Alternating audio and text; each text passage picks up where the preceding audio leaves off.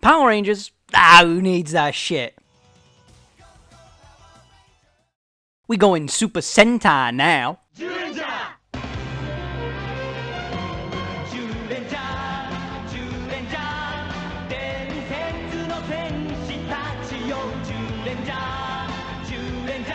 Heyo, it's GrandGoten, and I decided we should have a look at Choujin Sentai Jetman from the Super Sentai series. Created by Shotaro Ishinomori, who also created the original Kamen Rider series and the manga Cyborg 009. This man just knows how to put in that work and create absolutely legendary franchises that still continue to this day. If you're familiar with how Power Rangers does its formula, Sentai basically does the same thing with a few different bells and whistles at points. You get a group of people with varying different backgrounds and potential character development arcs to go through. Use a special transformation device to become color-coded superheroes with special powers, sidearms, super weapons, and probably a mentor and a goofy sidekick somewhere. They then use their arsenal to fend off otherworldly threats like aliens, terrorist groups, mad religious groups, evil witches. Anything really, mostly aliens though, from what I've seen. The teams themselves are normally themed after something like animals, dinosaurs, maybe trains, because Japan loves that shit, yo. Or Minecraft. Minecraft was one at one point. I don't even know if that one was good. Said themed team goes out, fights a monster of the week, the monster turns giant, and then they use a respective mecha or combination of 2 mecha or more to kill the monster. Rinse and repeat next week for some plot lines progressing, new super modes in there, or robots that just come out to meet the next quarter of toys. Yeah, the new Zen Kaiju stuff looks pretty sweet. You should maybe buy it if you're watching Zen Kaiju. Wait, am I allowed to use clips from Sentai? Toei are, like, really crazy about this stuff. There always feels like they're lurking behind the bushes, watching and waiting for you to use their shows and then hit you with a strike. I mean, it's cool, yeah, if Toei wants to strike if they use any clips that they just deem isn't right. But could we get official releases of Sentai Beyond Hurricane or before Jetman? No? Any Kamen Rider at all? No? Well, fuck you then. Like said, the particular Sentai team we're looking at today is Choujin Sentai Jetman, a Sentai series that I recently finished, and oh my god, it's so good. It follows Ryu Tendo and his team that are all hit by birdonic waves, granting them superhuman abilities to become the Jetmen, or Jetman, fighting against an evil outer-dimensional organization called the Vram. It follows the usual conventions of Super Sentai, you know, usually like mecha, weaponry that's all themed around their team and such, weird little catchphrases some characters might have. But Jetman really sets itself apart with its focus on drama. It's a love triangle between Ryu, Guy, and Kiori, the larger focus on actual characters themselves beyond just the titular superheroes, the fact that the Vram themselves don't like each other and actually want to usurp each other, and there's actual storylines going on between both factions of the series. Like a lot of others from what I can tell, Choujin Sentai Jetman really put Sentai itself on a pedestal for me. My prior experience with the series being Kyoryu Sentai Zyuranger, which was just to see how Power Rangers adapted its first series. It's a fun time, but the over-reliance on one-off children's characters and the interesting but cut-short Burai and Geki conflict really left me wanting more. And also, Bandora at least is really fun, both as just Bandora, but also as Rita Repulsa. She's just perfect in both versions. It's just funny seeing her sing and dance and get really pissy at kids. It's just enjoyable.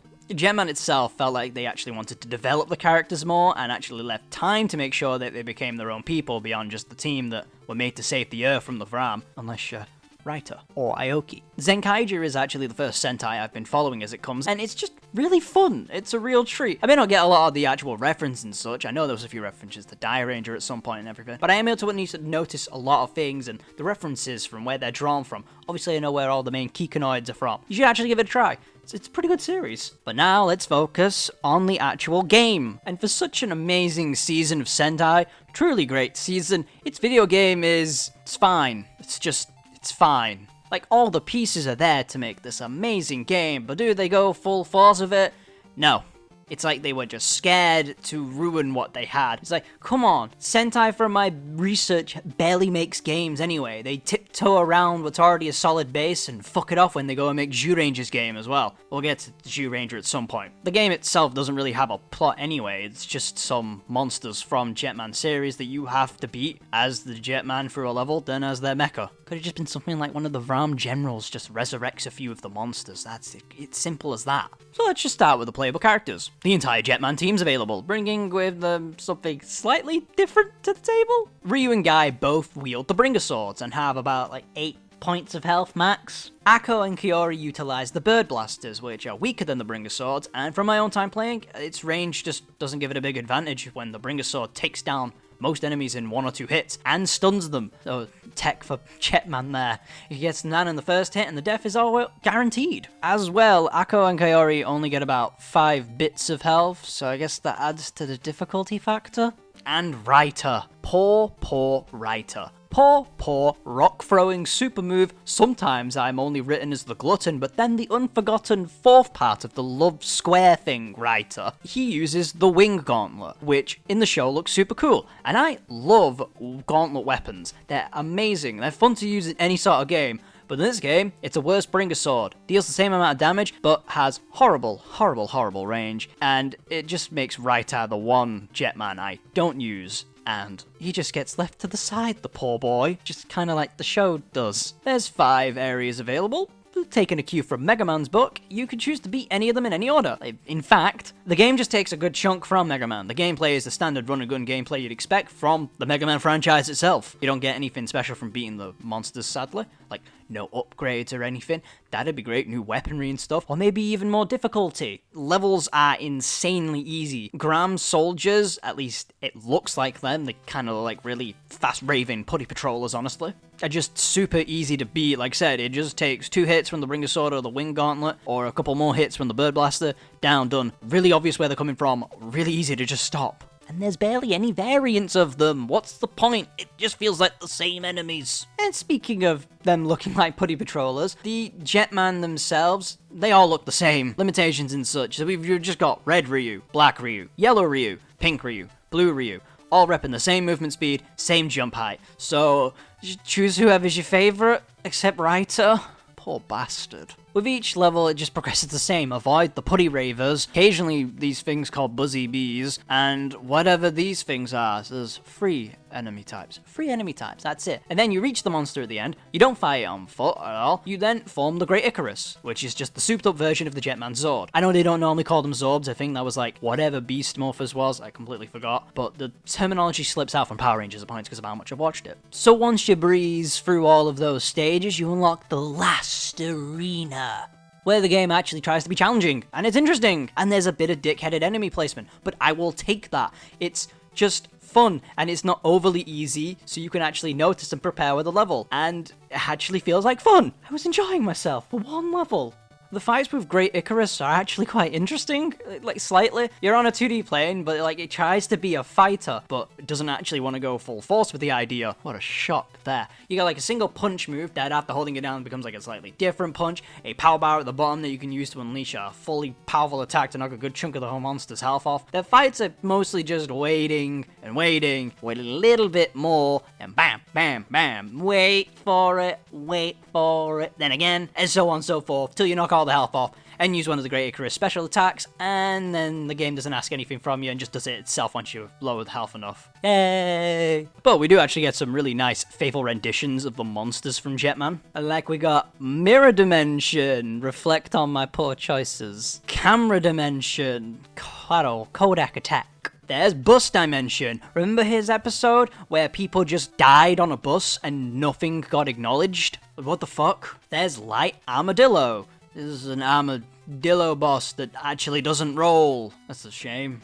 And we got Dimensional Mammoth. This is just a pissed Manny the Mammoth. Just imagine Ray Romano speaking to you in a really, really horrid voice. And finally, the Devil Beast himself, Semimaru. And he is probably the most difficult and hard to read of the monsters. So I had a good time with him, you know? Most of the monsters themselves are quite easy to read. You can easily pick up what they're going to do and when they're going to do it. He himself is a lot harder to read. It takes a little bit more time to just fight him. And from my experience, it was really interesting for a fight. Unlike a certain Cloud, it actually felt fair, since there was actual musical cues and visual cues to still help me recognize what he's going to do. Sure, there was a bit of a gamble still, but it allowed me to prepare more than the Cloud. You know the Cloud. But this Jetman game, man, it's got so much going for it with the source material, and we ended up just getting this really by the numbers, playing it safe, run and gun game, Bring a Sword game, Wing Gauntlet game. And that really sucks. It really sucks, actually. We could have easily had some interesting set pieces with dimensional beasts. Like, say, imagine a level where you go through the apartment complex because House Dimension took over it. Or a three-part fight against Semi-Mario as the Jet Icarus, then the Jet Garuda, then finally fighting him with the Great Icarus, just like in the actual show. It's just something to have given it a little flash and flair, other than its final area. And honestly, a really good rendition of the theme song on the title screen. It's popping, yo. Oh no, my whiteness is showing.